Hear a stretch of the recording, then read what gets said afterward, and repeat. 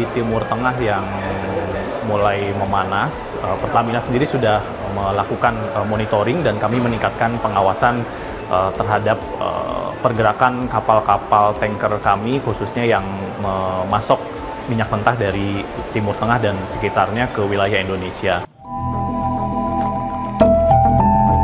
Secara historikal, minyak dan Timur Tengah nyaris tidak pernah stabil. Keduanya seakan diciptakan selalu bergejolak.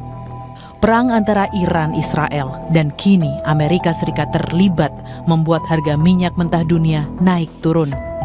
Fokus dunia saat ini bukan sekadar aksi militer, melainkan keberlangsungan Selat Hormuz sebagai jalur distribusi laut minyak dunia.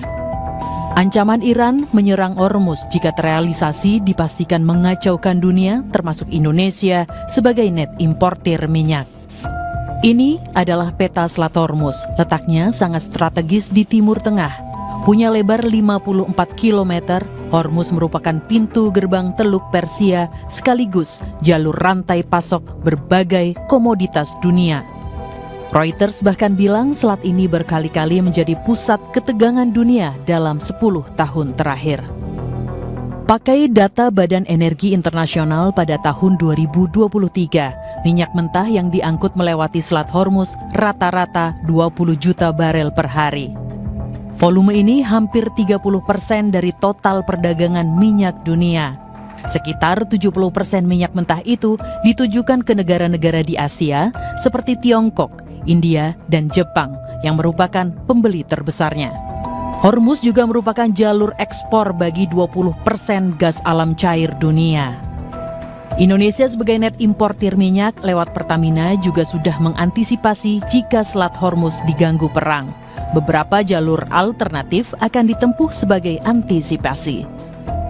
Ya, jadi terkait dengan situasi konflik di Timur Tengah yang mulai memanas, Pertamina sendiri sudah melakukan monitoring dan kami meningkatkan pengawasan terhadap pergerakan kapal-kapal tanker kami, khususnya yang memasok minyak mentah dari Timur Tengah dan sekitarnya ke wilayah Indonesia.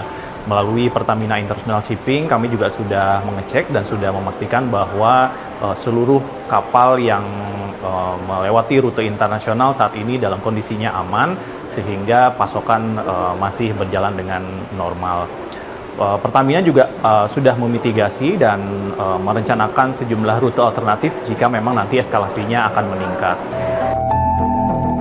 Sejak perang pecah di Iran karena Israel, harga minyak mentah dunia melesat ke atas $70 Amerika Serikat per barel dari sebelumnya di level 60-an dolar. 23 Juni 2025, harga minyak sedikit melandai karena Presiden Amerika Serikat Donald Trump mengumumkan gencatan senjata setelah pangkalan militer Amerika di Qatar diserang Iran. Minyak yang langsung landai setelah pernyataan Trump juga membuktikan pergerakan harga komoditas ini tidak hanya dipengaruhi oleh stok dan permintaan, melainkan oleh persepsi. Inilah yang harus diwaspadai Indonesia. Beruntungnya harga minyak dunia jenis Brent yang jadi acuan Indonesia belum melebihi asumsi APBN di level $82 Amerika Serikat. Tahun lalu minyak mentah Indonesia atau ICP bergerak di level $70, sedangkan Mei 2025 di level $62 Amerika Serikat per barel. Menteri Keuangan Sri Mulyani bilang perang wilayah strategis minyak memperparah tekanan ekonomi Indonesia yang juga sedang kerepotan menghadapi tarif Trump. Ditambah dengan berbagai kebijakan-kebijakan makro, terutama di bidang fiskal negara-negara maju, dan kemudian ditambah dengan kondisi geopolitik dan security yang sangat negatif, menegang dan bahkan sudah pecah perang yang menimbulkan kemudian ketidakpastian komoditas, supply chains. Ini semuanya menghasilkan dua risiko yang immediate.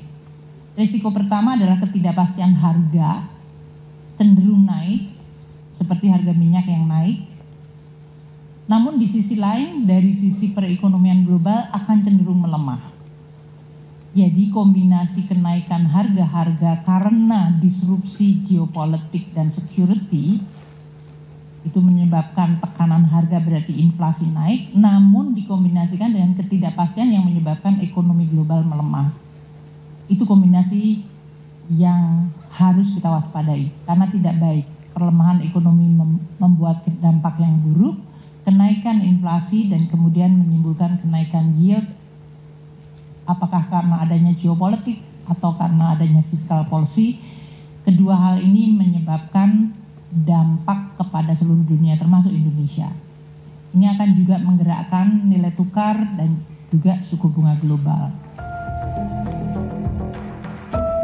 Sebagai informasi, salah satu kilang terbesar di Indonesia yaitu Cilacap masih sangat bergantung impor atau suplai minyak mentah jangka panjang dari Saudi Aramco. Jika Selat Hormuz tutup, akses atau rantai pasok akan terganggu. Di satu sisi, kenaikan harga minyak setiap $1 Amerika Serikat juga membebani APBN sampai 10 triliun rupiah.